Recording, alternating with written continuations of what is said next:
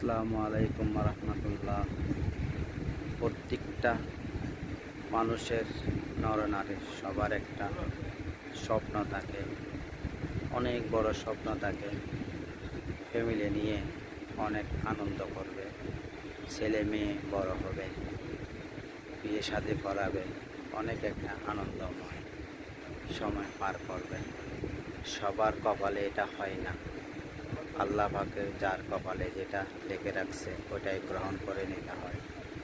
আজকে শুনলাম 3 বোন ও মা একসাথে রুমে মারা গেছে। কী জন্য মারা গেছে, কারা মারছে, এটা অবশ্যই পুরোটাই এখনও জাস্টিফাই করে বলতে পারে না কেউ। ছেলে বাইরে কর্মের জন্য গেছে, কর্ম থেকে আসে দেখতেছে মা 3 বোন একসাথে মৃত। এই স্বপ্নটা নিমিষেই নষ্ট হয়ে গেল।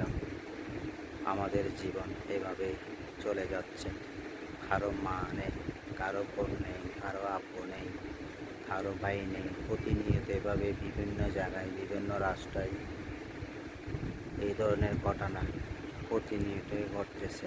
আল্লাহ পাক সবাইকে যেন সুস্থ রাখে। সবাই সবার জন্য দোয়া করে। আল্লাহ হাফেজ।